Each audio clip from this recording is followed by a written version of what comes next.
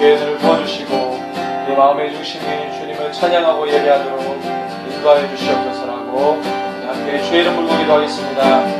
주여 주님, 내 마음의 중심이 주님만을 찬양하며 나가기를 원합니다.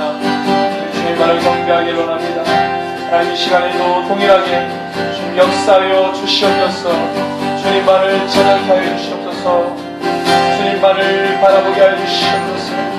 주님만을 경배하게 하여 주시옵소서. 예배를 받아 주시옵소서. 주님만을 우리를 영광 받아 주시옵소서. 참된 고백으로 주님 앞에 나갈 수 있게 하여 주시옵소서. 주님 그렇게 우리를 찬양하기 바랍니다.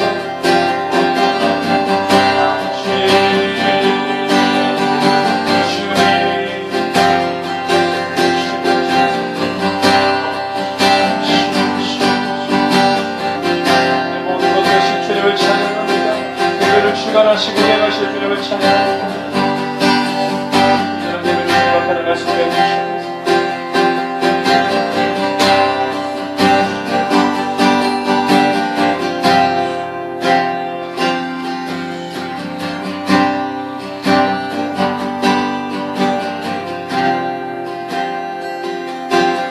함께 찬양합시다.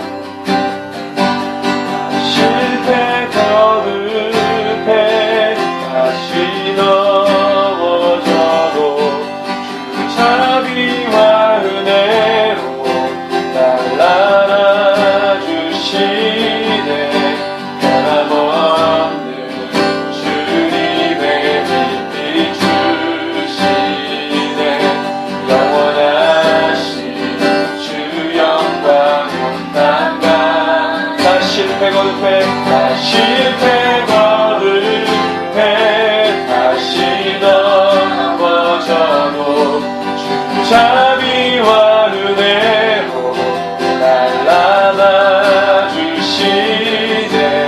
변함없는 주님의 빛 비추시네.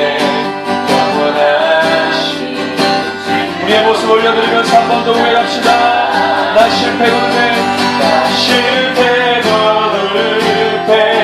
다시 넘어져도 자비와 은혜로 날 안아주시네. 변함없는 주님의 빛 비추시네. 영원하신 주 영광 온 땅 가득해.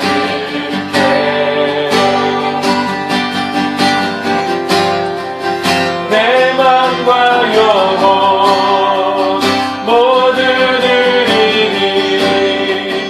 성령의 불로 태우소서.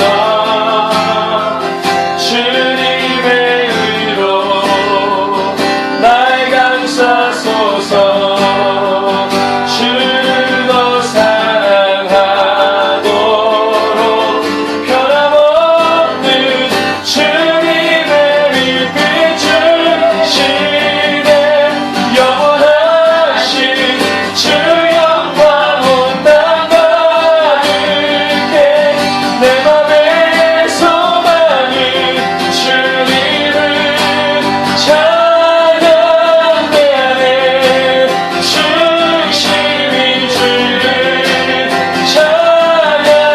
변함없는 주님의 빛 비추시네. 영원하신 주 영광 온 땅 가득해. 내 맘에 소망은 주님을 찬양하네. 중심이 주를 찬양하네.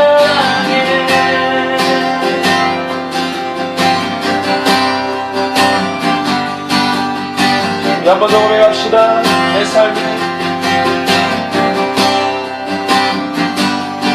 삶의 소망을 주를 구하며 나 자신을 버리고 주님을 찬양. 변함없는 주님의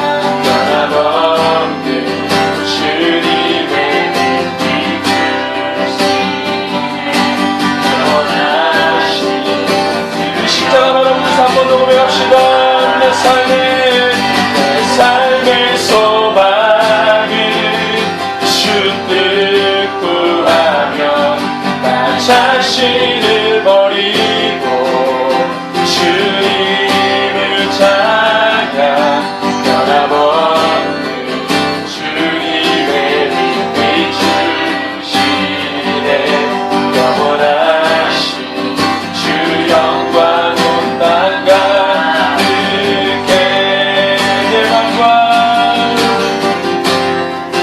내 맘과 영혼 모두 드리니 성령의 불로 태우소서 주님의 의로 날 감싸소서 주는 더 사랑하도록 변함없는 주님의 빛 주시네 영원하신 주 영광 온 땅 가득해 내 맘의 소망은 주님을 찬양해하는 중심이 주를 찬양 영원없는 주님의 빛 주시네 영원하신 주 영광 온 땅 내 맘의 소망은 주님을 찬양해하는 중심이 주를 내 맘의 소망은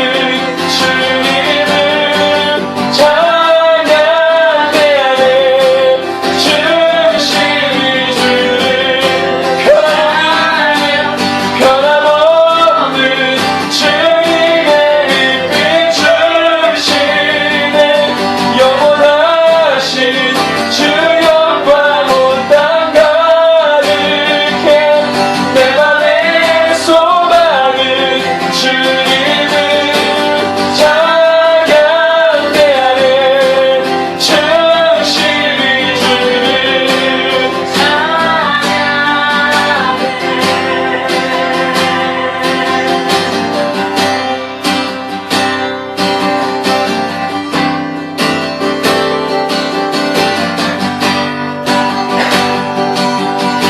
우리의 중심이 주님을 찬양하길 원합니다. 우리의 중심이 주님만을 보기를 원합니다. 시간에 주의 성령으로 우리를 모으셔서 주님만을 경배하고 주님만을 찬양하게 하여 주시옵소서. 우리 함께 고백하며 주님 앞에 나갑시다. 주님만을 경배하며 주님만을 찬양합니다. 주님만을 높이기를 원합니다. 내 마음과 뜻과 정성을 다하겠어. 주님만을 높이고 내 안의 중심이 주님만을 향할 수 있게 하여 주시옵소서. 오 주님 주님의 빛으로 나를 비춰주시옵소서. 우리 안에 어둠이 없도록 우리 안에 머물 거치는 것들이 없도록 주의 밝은 빛으로 조명하여 주시옵소서. 주의 성령으로 우리 가운데 나타내 주시옵소서.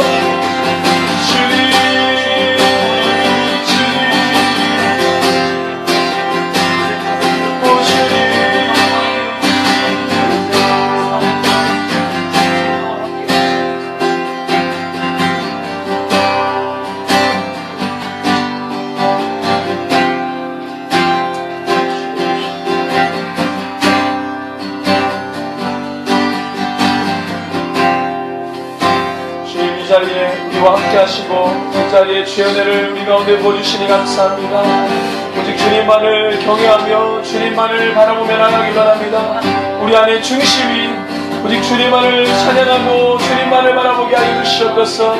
다른 것 구하지 아니하고 다른 이성을 묻지 아니하고 오직 주님만을 바라보며 나아갑니다. 주의 형상과 모양을 회복시켜 주시옵소서. 머리부터 발끝까지 주의 것으로 회복시켜 주시옵소서. 오늘도 거룩한 흰 옷을 흰 두루마기를 입혀주셔서 주님 앞에 하나님 은혜로서 서게 하여 주시옵소서. 우리 심령과 마음속에 말씀하여 주시옵소서. 그렇게 말씀 가운데로 들어가길 원합니다. 말씀 가운데로 나가길 원합니다. 말씀의 옷을 입혀주시옵소서. 깨닫게 하여 주시옵소서. 주의 은혜를 발견하게 하여 주시옵소서. 그렇게 하신 주님을 찬양하며 존귀하신 예수 그리스도의 이름으로 함께 기도합니다. 아멘.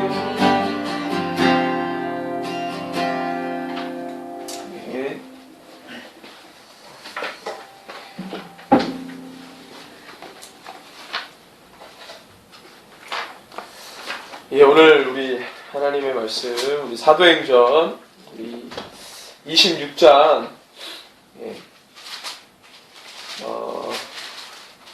19절에서 23절까지 한번 보겠습니다.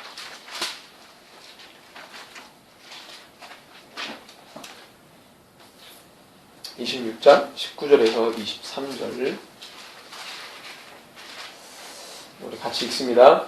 아그리빠 왕이여, 그러므로 하늘에서 보이신 것을 내가 거스르지 아니하고 먼저 다메섹과 예루살렘에 있는 사람과 유대 온 땅과 이방인에게까지 회개하고 하나님께로 돌아와서 회개 합당한 일을 하라 전하므로 유대인들이 성전에서 나를 잡아 죽이고자 했으나 하나님의 도우심을 받아 오늘까지 서서 높고 낮은 사람 앞에서 증언하는 것은 선자들과 모세가 반드시 되리라고 말한 것밖에 없으니 곧 그리스도가 고난을 받으실 것과 죽은 자 가운데서 먼저 다시 살아나사 이스라엘과 이방인들에게 빛을 전하시리라 함이니라 하니라. 아멘. 제가 이제 미리 나눠드린 그 내용들 있죠. 오늘 말씀을 좀 나누기에 앞서서 등장인물들이 나오기 때문에 잠깐 짚어보고 가보도록 하겠습니다. 원체 이 성경 안에 있는 내용들이 정확하게 우리가 그때그때마다 좀 이렇게 면밀히 살피지 않으면 누가 누군지 헷갈리기 때문에 그때그때마다 정리를 하고 이제 갔으면 좋겠습니다. 그래서 제가 내용들을 좀 이렇게 드렸는데, 신구약 중간사의 자료들을 제가 조금 드렸고, 그 다음에 헤롯 가문에 대해서 제가 이제 이렇게 좀 드렸는데, 먼저 이 표를 이걸 한번 집에 가서 읽어보시고요. 신구약 중간사의 내용인 집에서 읽어보시면 되고요.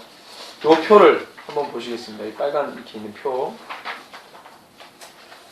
여기에 보면은요, 성경에 나오는 등장인물들이 이제 나옵니다. 그래서 제가 이제 두 개의 시대로 나눴는데, 사도 시대와 속사도 시대, 이렇게 이제 나눴어요.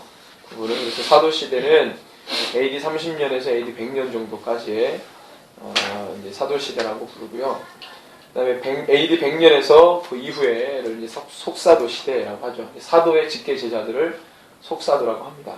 그래서 이제 사도들이 이제 직계 제자들에게 어떤 영적인 이 권위를 위임하는 때부터 이제 속사도 시대. 자, 보면은 이제 오늘 아그리빠 왕이라는 왕이 나오는데요. 헤롯 아그리빠죠. 정확히 말하면 헤롯 아그리빠 2세입니다.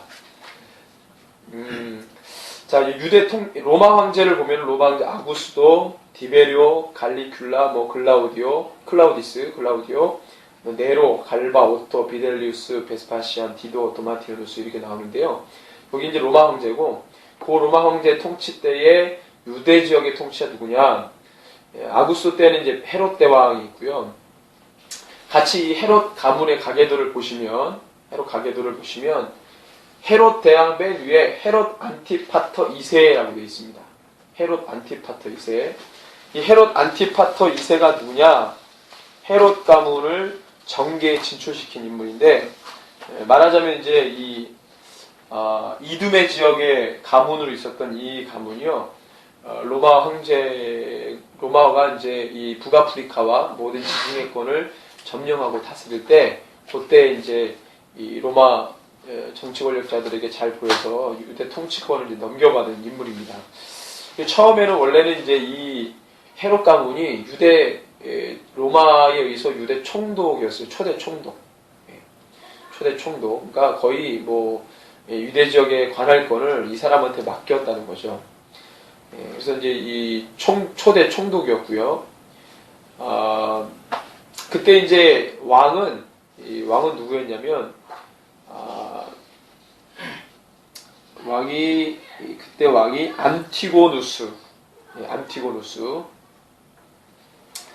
안티고누스가 하수만 왕조의 마지막 비운의 왕이라고 봅니다. 안티고누스. 아리스토블루스 2세의 남은 아들입니다. 그래서 정확히는 아리스토블루스 2세가 하수모난가의 마지막 왕인데, 우리나라도 이제 있죠. 고종, 순종, 그 다음에 우리나라 대원제국 왕이 없죠. 순종 아들들이 있잖아요. 왕자들이 있는데, 구체적인 왕은 순종까지라고 보고 그 다음에는 이제 왕이라고 칭하지 않는데, 마찬가지죠. 아리스토블루스 2세가 하수모난가의 마지막 왕이라고 보지만 그 아들, 남은 아들이 있습니다. 안티고누스가 이두메 출신의 헤롯을 몰아내고 하수모난조의 재건을 시도했다가 안 됐어요. 이제 헤롯 왕가가 차지했는데, 이때 헤롯 안티파터 2세가 로마에 의해서 유대 총독, 초대 총독을 지냅니다. 관할권을 따고. 그 다음에 성경에서 나오는 헤롯 대왕. 성경에서는 안티파터 2세가 안 나와요. 예. 헤롯 대왕의 아버지. 헤롯 대왕의 아버지 안티파터 2세에 대해서는 언급이 없고, 헤롯 대왕에 대해서만 나오죠. 그래서 헤롯 왕. 헤롯 왕하고 이 연결된 사건이 동방박사 사건, 뭐 이런 사건입니다. 그때가 헤롯 대왕. 그 다음에 이 헤롯 대왕 다음에 헤롯 아켈라오가 나옵니다. 헤롯 아켈라. 아주 그 흉측했던 왕인데, 헤롯 대왕의 그 아들들 중에서 아주 흉측했던 왕, 아켈라오.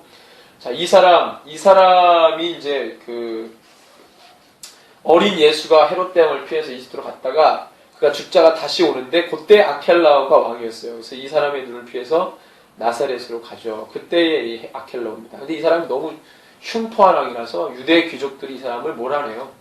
너무 이 폭정을 일삼으니까. 그래서 이제 헤롯 가문에서 이제 그 축출당하죠. 그 다음에 로마가 정식적으로 헤롯 아켈라오 다음에 정식적으로 유대에 총독을 파송합니다. 정식 총독으로.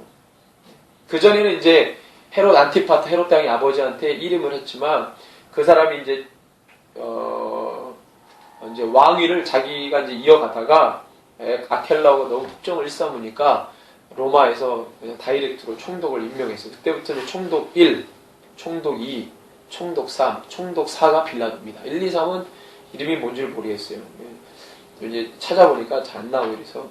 그래서 총독이 사실, 이 빌라도 총독이 네 번째 총독입니다. 유대에 파견된.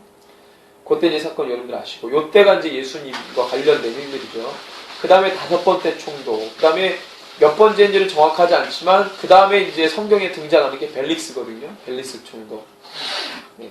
이 벨릭스는 바울의 3차 선교 사역하고 연관되어 있는 사람이고, 바울이 잡혔을 때 처음으로 총독으로서 바울을 신문했던 사람이 벨릭스고요. 그 다음에 이 벨릭스 때에, 그 다음에 이제 벨릭스 다음에 누구죠? 우리 나오는 베스도죠, 베스도. 그죠? 오늘 말씀에 베스도가 그 다음에 총독으로 맞습니다. 자, 그러면 헤롯 가문은 어떻게 되냐면, 빌라도 총독 때 이 왕은 헤롯 안티파스입니다. 안티파스. 그 다음에 고 헤롯 안티파스와 고 형제였던 헤롯 빌립, 그 다음에 헤롯 아그리파 1세가 분봉왕으로서 어떻게 해요? 4개의 유대를 4개로 쪼개가지고 하나씩 다 차지했어요. 그래서 안티파스, 헤롯 빌립, 헤롯 아그리파 1세가 이제 했죠. 이때가 빌라도 때죠. 벨릭스로 넘어왔을 때는 이때 유대 왕이 헤롯 아그리파 2세였습니다. 1세의 아들이죠. 그래서 오늘 성경에 나오는 아그리파 왕이 바로 헤롯 아그리파 1세의 아들이에요. 근데 헤롯 아그리파 1세는 유명한 게 있어요.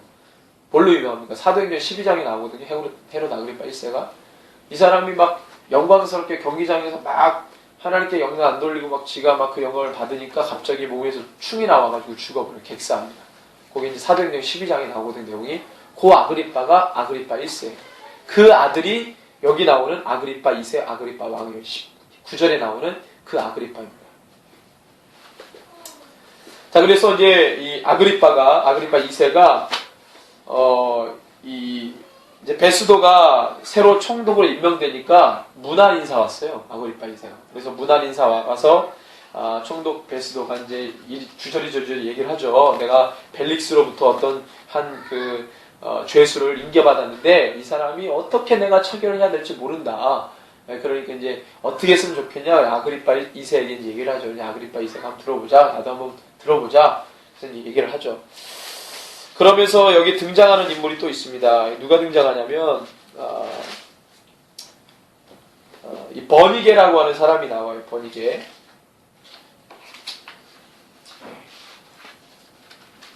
버니게는 누구냐면 버니게는 이 헤롯 아그리파 2세의 누나입니다. 누나. 버니게가 헤롯 아그리파 2세의 누이예요. 누이. 근데 헤롯 아그리파가 이 누이와 근친상간을 하죠. 그래서 이제 그런 걸 했는데 이 버니게가 또 베스도하고 재혼을 해요. 하여튼 또 이제 벨릭스의 아내 그 전 베스도의 전 총독의 그 벨릭스잖아요. 벨릭스의 아내가 또 이 아그리파 2세의 누이가 또 두 번째 누이가 있는데 그 누이가 드루실라예요. 드루실라가 이제 또 벨릭스 그 전 총독의 또 이제 아내인데 자 근데 이게 그냥 아내가 아니고 이 벨릭스의 세 번째 아내예요. 드루실라가. 그리고 벨릭스도 두 번째 남편이에요. 막상도 그리고 예, 하여튼 막 이렇게 돼 있어요. 서로 얽히고 설키고 아주 정말 막장 드라마예요. 그야말로. 그래서 역사가들은요, 그 벨릭스에 대해서 유대 역사가들이 벨릭스에 대해서 평을 하는 걸 봤어요. 제가 이렇게 읽었는데 그 사람은 아주 파렴치한 일을 행하고도 악한 일이라고 생각하지 않았던 인물이다. 이렇게 평가를 해놨더라고요. 벨릭스에 대해서. 예. 그러니까 아주 그 표리부동하고요. 아주 사악한 사람, 강교한 사람으로 나와요. 예. 벨릭스에 대해서. 근데 이제 베스도에 대해서는 잘 뭐 없는데 자료가. 하여튼 이 베스도 그 누이하고 근친상간한 거 보면 알 수 있죠. 이 버니게가 어떻게 나옵니까? 30절에 보면 왕과 총독과 버니게와 그 함께 앉은 사람들이 다 일어나서 불러가 서로 말하는 이 사람은 사형이나 결박을 당할 만한 행위가 없다. 이 아그리빠가 베스도에게 이르되 이 사람이 만약 가이사에게 상소하지 않았더라면 석방될 수 있을 거라 했다. 그래서 이제 제가 이 말씀을 드리는 거는 여기 나오는 인물들에 대해서 관계, 서로 관계, 시대적인 어떤 이 부분에 대해서 말씀을 좀 드리려고 했습니다. 저번에 저희가 27장 여기까지 봤죠. 27장부터 좀 오늘 보면 되겠습니다. 자, 27장 1절에서 2절 보니까 이제 가이사랴에서 배를 타고 이달리아로 가죠. 죄수 몇 사람을 데리고 아구스도 대의 백부장. 이 아구스도 대라고 하는 것은 황제 즉위대입니다. 황제 즉위대.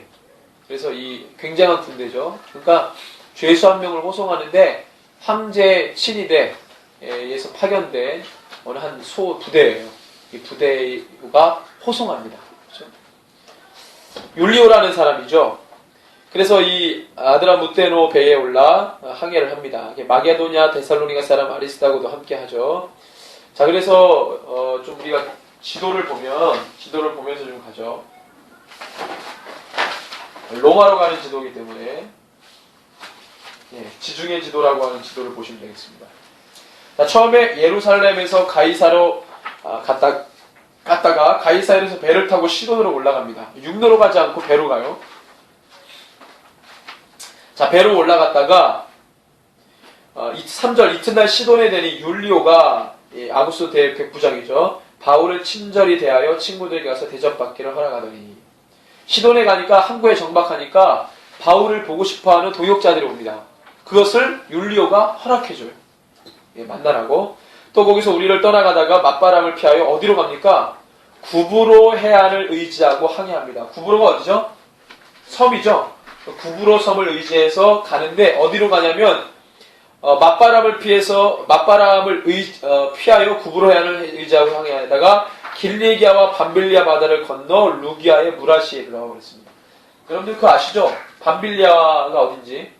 거기 해안선을 따라서 위쪽 그 터키 맨 남부 쪽 해안을 따라가다가 무라시에 도달하죠. 거기서 이제 배를 갈아탑니다. 로마로 가는 배를 갈아타요. 알렉산드리아 배를 만나 우리를 오르게 하니 배가 더디가 여러 날 만에 간신히 니도 맞은편에 이르러 풍랑이 막 이르니까 배가 늦게 갔어요. 그래서 니도 나오죠? 니도로 갔다가 더 가지 못하고 어디로 가냐면 밑으로 내려옵니다. 그레네 섬으로 끼고 그레네 섬의 그 동쪽에 있는 도시가 살모네라는 도시가 나와요. 이 밑으로 내려와서 그레네 섬 살모네 항을 지나서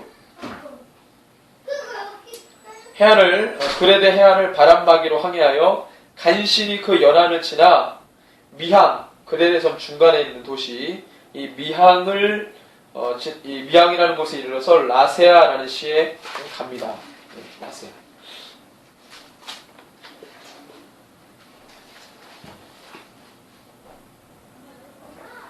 네. 이제 이렇게 그 경로가 보이시죠? 이렇게 해서 자, 여러 날이 걸려 금식하는 절기가 이미 지났으므로 항해하기가 위태한지라 바울이 그들을 권하여 말하되 여러분이여 내가 보니 이번 항해가 화물과 배만 아니라 우리 생명에도 타격과 많은 손해를 끼치리라 하되 백부장이 선장과 선주의 말을 바울의 말보다 더 믿더라. 그 항구가 겨울을 지내기에 불편함으로 거기서 떠나 아무쪼록 베닉스가 어디냐면은 구브로섬 반대쪽에 있는 항구 도시입니다. 겨울을 지내자고 하는 자가 더 많으니 베닉스는 그레데 항구라. 한쪽은 서남을 한쪽은 서북을 향하였더라. 그래서 지도에 보시면 살몬의 반대쪽에 있는 것이 베닉스입니다. 그쪽으로 이제 가려고 했던 거죠.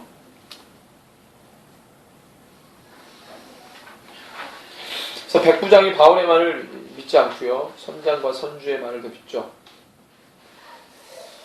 그래서 남풍이 순하게 불매 그들이 뜻을 이룬 줄 알고 닻을 감아 그레데 해변을 끼고 항해하더니 바울 말을 듣지 않고 자기네들의 이제 이 경험을 믿고 그렇게 이제 가려고 하죠. 그래서 남풍이 순하게 불매 그들이 뜻을 이룬 줄 알고 닻을 감아 그레데 해변을 끼고 그레데섬 해변을 끼고 항해하더니 얼마 안 되어 섬 가운데로부터 광풍이 크게 이릅니다. 그래서 유라굴로 광풍이라는 것이 이제 여기에 등장하는 것이죠. 지중해 전체가 들썩들썩거리는 놀라운 역사가 막 일어납니다. 그래서 이 배가 밀려서 바람을 맞춰 갈 수 없어 가는 대로 두고 쫓겨가다가 가우다라고 하는 섬에 갑니다. 작은 섬, 가우다. 예. 그레데 섬 밑에 있는 가우다 섬인데 되지도 않아요. 이 가우다 섬, 그러니까 많이 못 간 거죠. 광풍이 너무 심하게 부니까. 가우다 섬이 바로 그레데 밑에 있거든요. 바로 밑에. 예. 간신히 거루를 잡고 끌어올리고 줄을 가지고 선체를 둘러 감고 스르디스에 걸릴까 두려워하여 연장을 내리고 그냥 쫓겨가더니 우리가 풍랑으로 심히 애쓰다가 이튿날 사공들이 짐을 바다에 풀어버리고 사흘째 되는 날에 배의 기구를 그들의 손으로 내버리니라. 여러 날 동안에도 별로 보이지 아니하고 큰 풍랑이 그대로 있음에 구원의 예망마저 없어졌더라. 말로서 이렇게 보니까 완전히 거의 지금 뭐 생명의 위협을 받을 정도의 이제 상황이 돼버린 거예요. 이 풍랑이 한번 부니까. 그래서 뭐 여러 사람이 오래 먹지 못하였음에 뭐 여기 오랫동안 체류를 했던 것 같아요. 바울이 가운데서 말하되 여러분이 내 말을 듣고 그에 대해서 떠나지 아니하여 이 타격과 손상을 면했더라면 좋을 뻔했다. 내가 너희를 권하노니 이제는 안심하라. 너희 중 아무도 생명에는 아무런 손상이 없겠고 오직 배뿐이니라. 자, 23절부터 26절까지 같이 한번 읽습니다. 내가 속한 바 곧 내가 섬기는 하나님의 사자가 어젯밤에 내 곁에 서서 말하되 바울아 두려워하지 말라. 너가 가이사 앞에 서야 하겠고 또 하나님께서 너와 함께 항해하는 자를 다 내게 주셨다 하였으니 그러므로 여러분이 안심하라. 나는 내게 말씀하신 그대로 되리라고 하나님을 믿노라. 그런즉 우리가 반드시 한 섬에 걸리리라 하더라. 아멘. 자, 바울이 이야기하는 것을 보십시오. 이 상황에서 적절한 대답은 아니에요. 사실은 믿음 없는 사람이 많은데 그거 하나님 얘기하면 누가 듣겠어요? 바울만 믿을 뿐이죠. 그런데 거기서 이 생명의 총각을 다투는 상황에서 바울이 이야기하는 것을 보세요. 바울이 얘기하는 것이 자기가 죽고 사는 게 누구의 뜻에 달려있다고 얘기하는 거예요. 바울도 그렇지만 너희들도 죽고 사는 게 하나님의 뜻에 달려있다는 거예요. 하나님이 지금 죽지 않도록 하시는 이유는 뭐냐? 너희들이 불쌍해서도 아니고 내가 누구 앞에 서야 되는데 가이사 앞에 서야 되는 하나님의 구원 계획 때문에 너희들이 산다 이렇게 말하는 거예요. 이게 굉장한 얘기거든요. 이게 사실은 보십시오. 저번에 제가 객관성, 주관성 얘기했는데 이거를 보면 이건 어떤 걸로 보이세요? 이 객관적인 답변이 아니죠, 사실은. 이건 자기 혼자 주저리 떠들면 주관성에 가까운 얘기인 거예요. 뭐 그것 때문에 이렇게 되느냐? 말도 안 되는 거죠. 그렇지만 하나님의 절대적 섭리, 하나님의 변치 않은 주권적인 섭리 때문에 하나님의 주관성이죠. 완전하시고 공의로우신 그 하나님의 주관성으로 세계 역사를 다뤄가시는 거예요. 이 부분도 마찬가지라는 거예요. 너가 죽고 사는 것도 하나님의 뜻에 달려있다는 거예요. 하나님의 뜻이 지금 이것에 집중되어 있으면 그것 때문에 너희가 산다는 거죠. 이게 굉장한 얘기거든요. 지금 여기 하나님하고 상관없는 사람이 있어요, 없어요? 바울 빼면 다 상관없어요. 바울만 하나님 살리실 수도 있는 건데 바울 때문에 너희가 산다. 예. 그러니까 이 하나님의 역사라고 하는 것은 이렇게 이제 진행이 되고 우리가 하나님의 역사를 이렇게 볼 수 있어야 한다는 것입니다. 하나님의 역사가 어디에 무게중심이 있느냐에 따라서 그죠? 주변의 것들이 달라질 수 있는 거예요.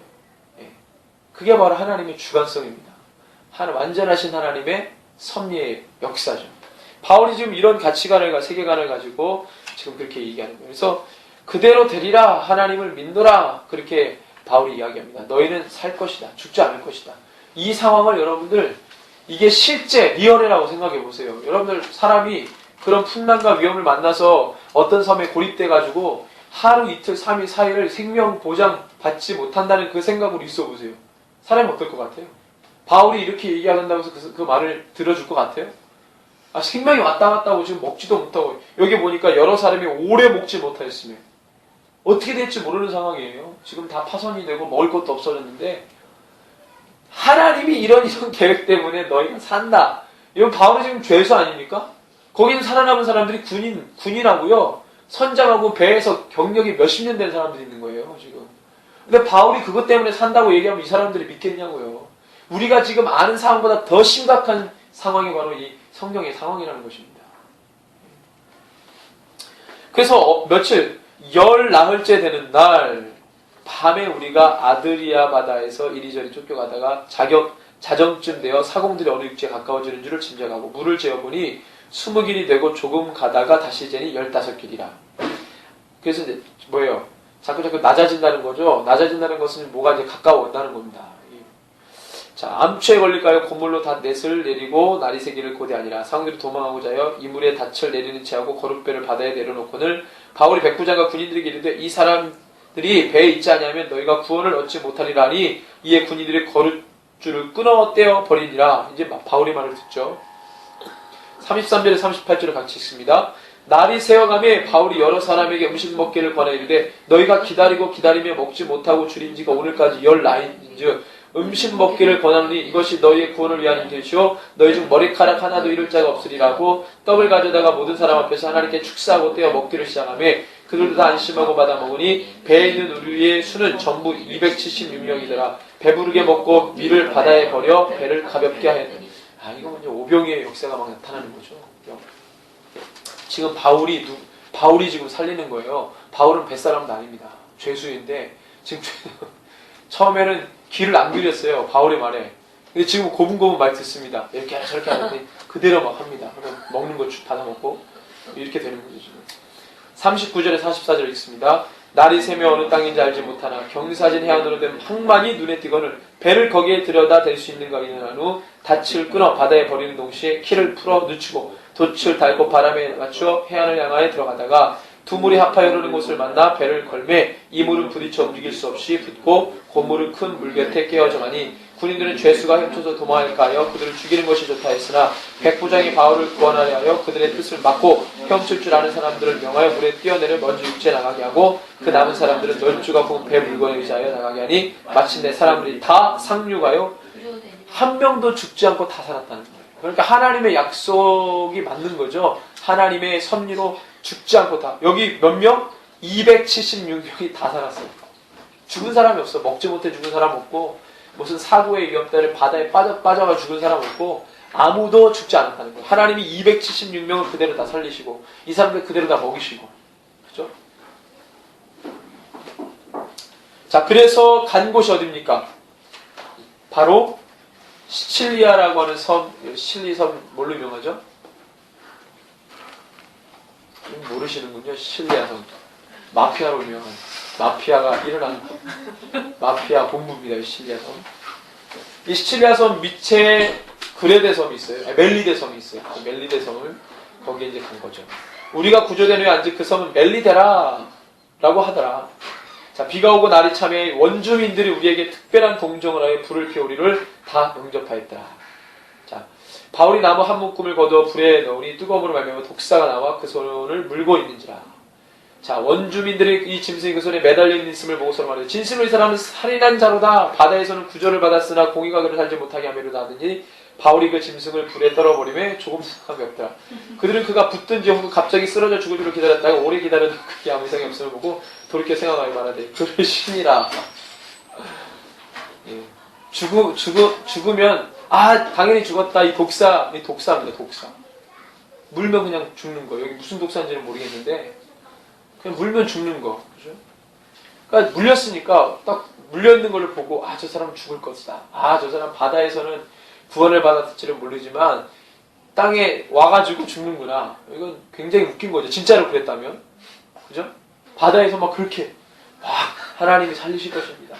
막 바울 한마디에 왔다 갔다 해. 막 일사불란하게 다 살았어. 그리고 딱 멜리데 섬에 왔는데 독사에 물려 죽었더라. 이건 굉장히 웃긴 얘기죠. 이런 코미디가 없어요. 그러니까 막 그런 식으로 보려고 하고 있는데 어떻게 해요? 딱 바울이 그 짐승을 불에 떨어버리네. 뭐야? 그러고 조금도 상함이 없자 사람들이 그 사람을 붙든지 혹은 갑자기 쓰러져 죽을 줄로 기다리고 있었는데 오래 기다려도 안 죽으니까 신이구나 그런 거죠. 그렇죠? 이 섬에서 가장 높은 보블리오라고 하는 이가 이 추장인데 그 근처에 토지가 있는지라 그가 우리를 영접하여 사흘이나 친절히 머물게 하더니 보블리오의 부친이 열병과 이질에 걸려 누워있거늘 바울이 들어가서 기도하고 그에게 안수해 낫게 하며 이러면 성 가운데 다른 병든 사람들이 와서 고침받고 후한 예로 우리를 대접하고 떠날 때 우리 쓸 것을 배에 실었더라. 제가 이 부분을 여러 차례 봤지만 항상 보면서 느끼는 거는 하나님께서 열어놓으신 이 장면들 자체가 참 너무 재밌다는 생각이 들어요. 유라굴로 광풍부터 시작해가지고 그 전에 어딥니까? 이 구부르 섬 해안을 막 가는데 이게 바람이 불면 이 협곡처럼 돼 있잖아요. 이 섬하고 내륙이 있으니까 요 사이로 바람이 많이 불 거란 말이에요. 태풍이 오면. 그러니까 가다가 힘드니까 못 가고 더 이상 못 가고 어떻게 합니까? 남하거든요. 남쪽으로 내려와가지고 어디에요? 그레데섬을 병풍처럼 끼고 돌아서 갔단 말이죠. 그런데도 바람이 너무 세게 부니까 그렇게 힘들었는데 하나님이 왜 이런 폭풍을 보내셨을까?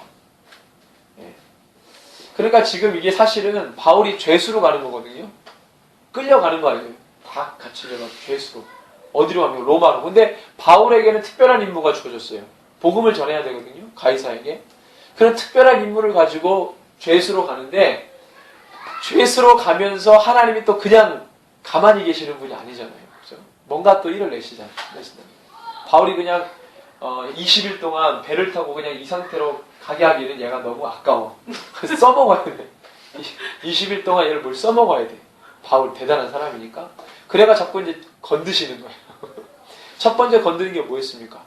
여러분들 막 이게 풍랑이 오고 그러면 제가 배를 많이 타본 건 아니지만 풍랑이 많이 들면 이제 막 사람들이 우왕좌왕하고 죄수든 뭐든 간에 막 사람들이 혼연일체가 돼가지고 안 빠져 죽으려고 열심히 노력할 거 아니에요? 다치가도 붙들고 있고 어디 시키면은 막 죄수든지 뭐든지 빨리 가서 밧줄 붙잡아야 되고 서로 어려움을 만나니까 뭐가 돼요? 한 가지의 사건을 공유하기 시작하는 거예요.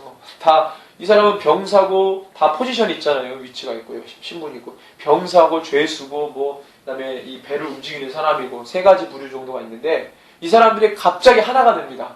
풍랑 때문에. 그리고 갑자기 풍랑을 인해서 막 사선이 오고 가요. 막 사람들이 어디서 사선이 오고 가는 가운데 이 상황적으로 하나가 되잖아요. 그러니까 그 하나됨을 하나님이 사용해서 뭘 하냐면 바울이라고 하는 사람은 너희들이 생각하는 그 몇몇 죄수들 함께 가는 죄수들 중에 한 사람이 아니라 하나님의 구원 역사를 이방인 가운데 선포할 하나님의 사역자. 하나님이 그 죄수들 가운데서 바울을 하나님께서 주목하실 거 아니에요. 하나님이 하시려는 일들을 감당할 바울에게 무게중심이 더 있단 말이죠. 그래서 그에게 힘을 실어주기 위해서 이런 사람들. 그래서 누구에게 다 주목합니까? 처음에는 바울 말 듣지도 않았어요. 죄수인데 네가 뭘 알아? 네가 백길에 대해서 알아? 내가 죄수들 실어 나르는 것만 20년인데 너가 뭔데 네가 죄수 신분으로 궁시렁궁시렁 되냐? 막 믿는 거죠. 그죠? 한번 어디에요? 시돈에서 그 바울의 이렇게 작별인사 하려고 하는 사람을 한번 이렇게 만나게 해줬더니 얘가 기고만장하는구나. 이렇게 생각할 수도 있는 거 아니겠어요? 한번 이렇게 잘 해줬더니 얘가 죄수라는 신분을 망각하고 또 얘기한다. 이럴 수 있잖아요. 이 율리오라는 사람이. 근데 그렇게 하다가 거만 죽을 뻔했거든요. 아, 이 사람의 말이 들을만하구나. 그 다음부터는 말하는 것대로 잘 알아듣고 또 먹는 걸 받아먹고 그랬습니다. 그러니까 뭐예요? 바울이라는 사람에게 주목하기 시작해요. 바울이라는 사람이 죄수지만 영향력을 발합니다. 그의 말 한마디 한마디에 주목하기 시작해요. 처음에 또 닻을 내려놓고 막 뛰어들라 그러니까 안 돼! 아직 가지마! 너희 나가면 죽어! 그러니까 율려고 어떻게 해요? 바울이 얘기하니까 죄수인데 그래 빨리 내려가지 마라! 잠자코 있어라! 그리고 기다리다가 어디로 갑니까? 멜리데라는 섬에 갔는데 어떻게 해요? 그 275명이 다 구조받잖아요. 그러면 이제 바울이라는 사람의 말이 신뢰가 있구나. 이 사람 때문에 275명이 다 살았잖아요. 한 사람도 죽은 사람이 없잖아요. 바울이 처음에 얘기했던 거랑 똑같잖아요. 하나님 다 살리셨잖아요. 누구 때문에? 바울한 사람 때문에. 이 엄청난 유라굴로라고 하는 이름이 붙여야 돼요. 태풍에다 이름 있잖아요. 이번에 올라오는 태풍 이름이 뭡니까? 태풍에다 이름이 붙잖아요. 여기도 이제 이 로마 기상청에서 이름을 붙여줬나봐요. 유라굴로라고. 엄청난 태풍이었나봐요. 이름 붙여준 거 보니까. 그러니까 이게 그냥 태풍이 아닌 거죠. 이걸로 사람이 살았단 말이에요. 지금도 태풍 올 때 배에서 뭐 이렇게 하다가 뭐 침몰당했거나 조난당해가지고 거의 뭐 실종돼가지고 못 찾는 사람이 태반입니다. 한번 태풍이 불면 배가 뒤집히는 거거든요. 그죠? 근데 이 275명이 다 살았다는 거예요. 바울 말 때문에. 근데 그렇게 해서 멜리데 섬에 왔는데 독사에 물려서 죽었더라. 이건 또 너무 웃기는 거죠. 하나님이 또 어떻게 해요? 이제는 누구에게 타겟이 있는 거예요? 그 섬에 있는 사람들. 독사에 물리면 죽는데? 저 사람이 붙든가 정신이 나가 자빠지든가 아니면 개거품을 물든가 죽든가 그래야 되는데 멀쩡하게 살아있어요. 그러니까 그 원주민들이 뭐라고 합니까? 바울을 신으로. 또 신으로 한번 추앙받았던 적이 있어요. 언제죠? 기억나시나요?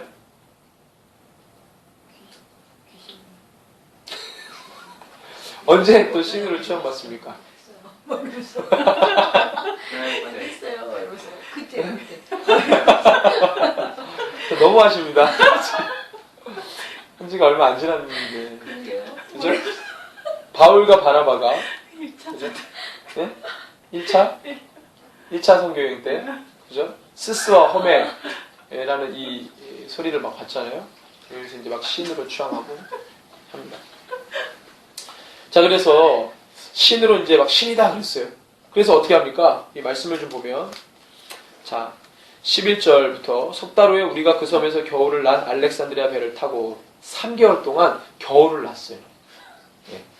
알렉산드리아 배를 타고 떠나니 그 배의 머리 장식은 디오스구로라 그랬습니다.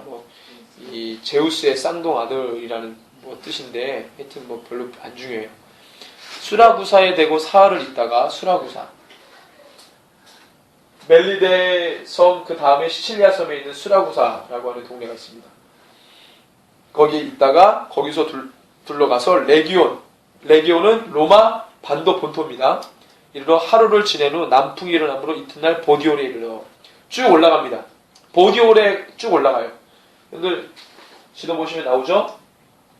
레기온 위에 폼페이 아시죠? 폼페이 대지진. 폼페이 유명하잖아요. 폼페이. 예, 폼페이. 그 폼페이 바로 위에 보디올이라는 곳이 있습니다. 이 보디올에서 있죠. 자, 그래서 거기서 며칠 동안 있냐면 7일 동안 거기서 머뭅니다. 거기서 형제들을 만나 그들의 청함을 받아 이레를 함께 머무니라. 자, 거기서 형제들을 만나. 이 형제들은 누구겠어요? 로마에서 예수 믿는 무리들입니다. 그 무리들을 만나고 청함을 받아 이레를 7일 동안 함께 있고, 그래서 우리는 이와 같이 어디로 간다? 로마로 간다. 로마 시티를 말합니다. 로마 시티. 그거 형제들 우리 소식을 듣고 앞비오 광장과 트레이스 타베르네까지, 이걸 다시 말하면 3관이라고 합니다. 3관. 트레이스는 3이라는 숫자예요. 트레이스. 타베르네까지 3관. 그러니까 이게 무슨 세 개의 문이 있는 도시거든요.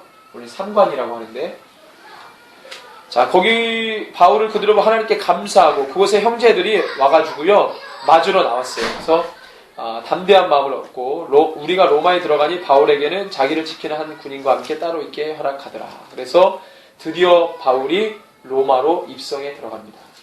그래서 자, 그 다음에 이제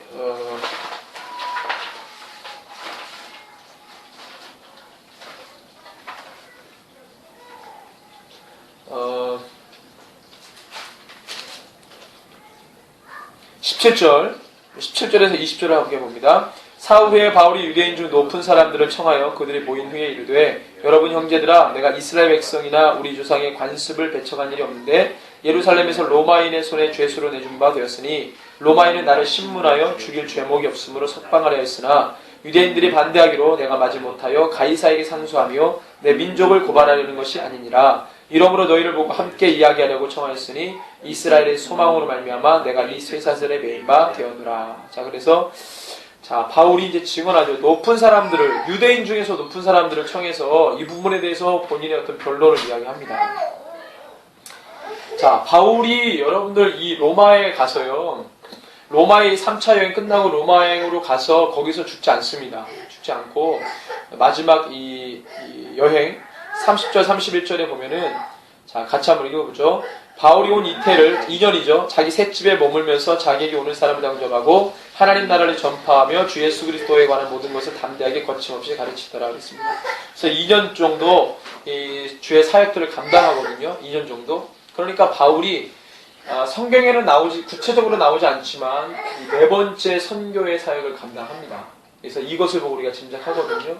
자, 그래서 이 바울이요, 로마에게 하나님께서 이런 어떤 상황들을 통해서 가게 하셔서 그가 로마 시민권자임을 공고히 하게 해주시고 여러 가지 바울을 대적하는 이 유대인 대적자들로부터 보호하시게 하십니다. 그리고 그렇게 살리신 바울을 하나님께서 어떻게 해요?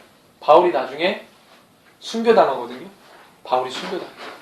하나님이 죽이실 때 죽이셨어요. 살리실 때 계속 살리시다. 그러니까 어떤 압제자들에 의해서 이 유대인들이 막 바울을 죽이려고 그렇게 노력했지만 죽이지 못했거든요. 그리고 마지막에 바울이 주의 복음을 전하다가 순교를 당하게 되죠.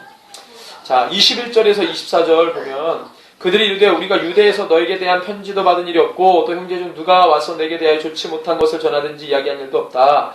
이에 우리가 너희 사상이 어떠한가 듣고자 하니 이 파에 대하여는 어디서든지 반대를 받는 줄 알기 때문이라. 예수 믿는 파를 말합니다. 그들이 날짜를 정하고 그가 유숙하는 집에 많이 오니 바울이 아침부터 저녁까지 강론하여 하나님 나라를 증언하고 모세 율법과 선지자의 말을 가지고 예수에 대해 권하더라. 그 말을 믿는 사람도 있고 믿지 아니하는 사람도 있어. 그러니까 지금 죄수의 신분으로 로마에 갔는데 로마에 있는 유대인들에게 뭐 하고 있는 거예요 지금? 복음 전하고 있어요. 하나님 말씀을 전하고 있는 거예요 지금. 하나님이 지금 이것 때문에 바울을 로마로 보내신 거예요. 여러분 로마서를 우리가 읽었잖아요. 로마서. 로마서는 언제 쓴 겁니까? 거의 지금 6개월 전, 그죠? 1년 6개월 전에 썼죠. 제3차 선교여행 언제 썼습니까? 또 잊어버리셨나요? 아니죠. 에베소에 때 아니고 고린도에 있을 때 로마서를 썼습니다. 그렇죠? 거기서 로마의 소식을 듣잖아요. 그때 이제 얼마나 가고 싶었겠어요. 로마에 대한 소식. 그때 이 그리스도인들이 있다는 게. 그래서 로마서를 우리가 이제 새벽마다 보는데 로마서에 보니까 바울의 어떤 율법에 관련된 것, 그죠? 율법과 복음에 관련된 이 관계에 대해서 그렇게 얘기를 했고, 그 다음에 내가 너희들에게 가고 싶다. 내가 서반왕국까지 가려고 하는데 너희들을 통해서 같이 가서 너희들이 어떤 후원을 받고, 그 다음에 이제 예루살렘 교회의 가난한 자들을 돕는 일에 너희가 동참했으면 좋겠다. 그러니까 주님의 사역에 바울이 어떻게 해요? 로마 교회를 초청하는 거였어요. 그래서 로마서 15장 말씀 맨 끝전에 보면 뭐가 있었습니까? 세 가지 중보기도 요청하는 게 있었거든요. 첫 번째가 뭐였습니까? 내가 이 사역을 하는데 신변 보호를 이제 중보를 요청했습니다. 자꾸 대적자들이 죽이려고 하니까. 두 번째는 뭐였어요? 네? 또 잊어버리셨어요? 네? 그렇죠. 예루살렘 교회 가난한 자들을 후원하는 것에 동참해라. 그 다음에 주의 이 서반원까지 가는 사역들에 대해서 너희들이 동참해라. 같이 이 세 가지를 중보를 하거든요. 그러니까 그렇게 오매불만 기다렸던 로마 교회에 지금 바울이 왔잖아요. 그래서 형제들하고 만났잖아요. 중간에. 얼마나 반갑겠어요. 그리고 또 올라가서 유대의 귀족들을 또 자기 변론하니까 이 사람들 뭐라, 너에게 그 얘기를 듣고 싶은 게 아니다. 무슨 얘기를 듣고 싶었다는 거예요? 너가 말하고 있는 복음에 대해서 듣고 싶다. 그래서 바울이 밤새도록 그 사람들에게 강론하고 어떻게 해요? 24절에 그 말을 믿는 사람도 있고 믿지 않는 사람도 있어요. 이것 때문에 하나님이 바울을 로마로 보냅니다. 로마로. 자, 25절에 서로 맞지 아니하여 흩어질 때 바울이 한 말로 이르되 성령이 선자 이사야를 통하여 너희 조상들 말씀하신 것이 옳도다 이랬을 때 같이 읽습니다. 이 백성에게 가서 말하기를 너희가 듣기는 들어도 도무지 깨닫지 못하며 보기는 보아도 도무지 알지 못하는도다. 27절 이 백성들의 마음이 우둔하여져서 그 귀로는 둔하게 듣고 그 눈은 감았으니 이는 눈으로 보고 귀로 듣고 마음으로 깨달아 돌아보면 내가 고쳐줄까 함이라 하였으니. 28절 그런즉 하나님의 구원이 이방인에게로 보내어준 줄 알라 그들은 그것을 들으리라 하더라. 자, 이런 말씀도 바울이 인용하면서 이야기해요. 자, 하나님께서 이것 때문에 바울을 로마로 보내신 거예요. 다른 이유가 없습니다. 야, 로마 너가 가가지고 세계관을 좀 넓혀야 되겠다. 안목을 좀 넓혀라. 그래서 관광 보내신 게 아니잖아요. 그죠? 로마에 사는 그리스도인들 또 예수를 알지 못하는 그리스도인들에게 위로를 주고 예수를 알지 못하는 자들에게 예수를 증거하기 위해서 바울을 보낸 겁니다. 바울은 죄수의 신분으로 죄 사명을 감당했습니다. 이것이 바로 바울을 로마로 보낸 하나님의 뜻이죠. 그리고 누가는 여기까지 기록했죠. 사도행전을 통해서 여기까지만 기록했어요. 그렇지만 바울이 어떻게 해요? 더 죄 사역을 한 2년 정도 더 감당하면서 나중에 순교를 당하게 되죠. 자, 바울이 누구에게 순교를 당했습니까? 바울이 네로 황제 때 순교당했습니다. 그래서 지금 얘기하는 게 글라우디오 황제. 이 글라우디오 황제는 바울의 1, 2차, 3차 선교, 1, 2, 3차 선교 사역 때 로마 황제였어요. 글라우디오. 그리고 이제 이 글라우디오에서 네로로 바뀌죠. 네로로 바뀌면서 바울이 로마 감옥 1차 투옥을 합니다. 그 다음에 4차 선교 계획하고 로마 감옥의 두 번째 투옥하고 예일이 한 약 68년 정도의 네로 황제 때 순교를 당합니다.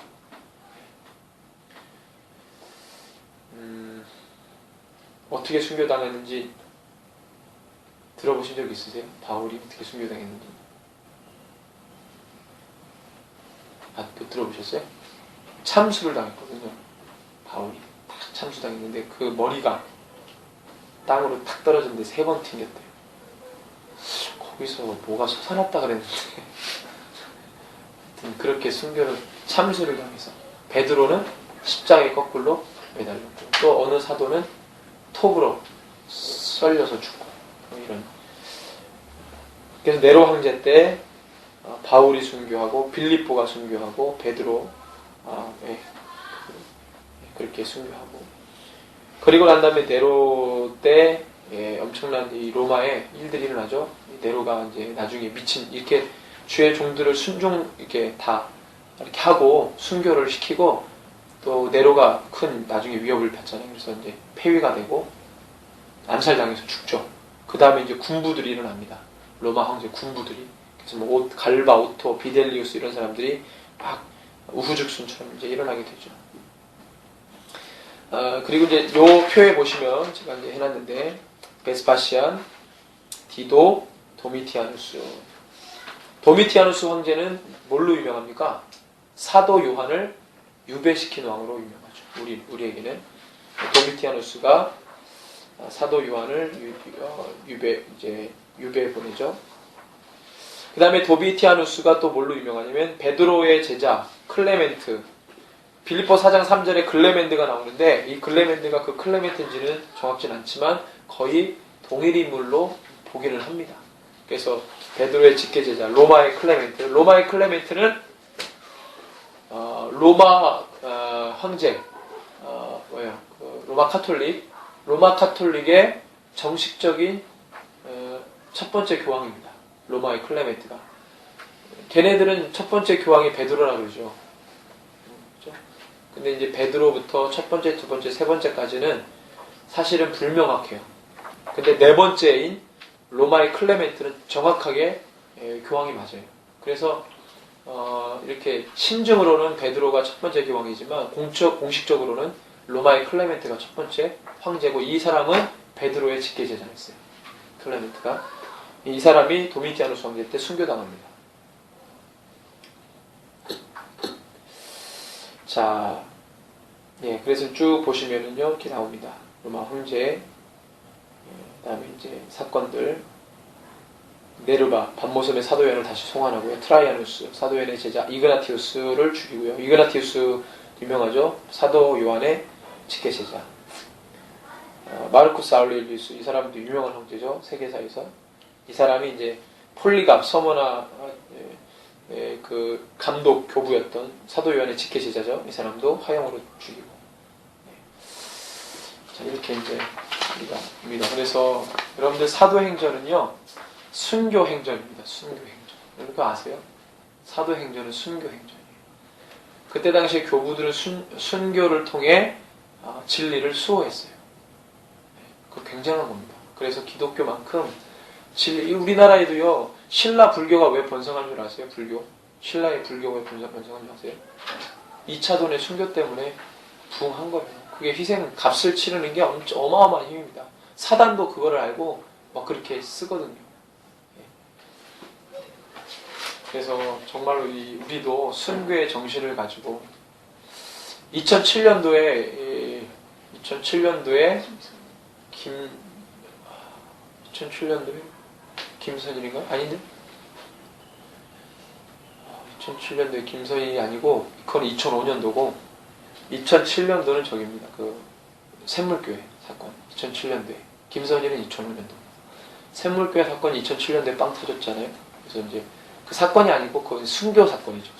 2007년도에 이라크로 아프가니스탄인가요? 거기로 이제 선교를 나간 청년부하고 청년 지도 목사님 갔는데 청년부 지도 목사님하고 청년 하나가 순교당했어요. 예. 순교를 당했는데 그때 2007년도에 또 터키에서 순교 사건이 일어납니다. 말라티아라는 도시에서 영국 선교사인가요? 프랑스 선교사? 독일 선교사 분하고 그 터키 현지인 청년이 아니죠. 현지인 3명 형제들이 아주 잔인하게 죽었어요. 누가 죽였냐? 그분들이 이제 문서 사역했는데 어느 날 이제 예수 믿겠다고 청년들이 왔어요. 이 청년들이 1년 몇 년 동안 양육을 잘 받고 예수의 제자가 된 줄 알았는데 얘네들이 죽인 거예요.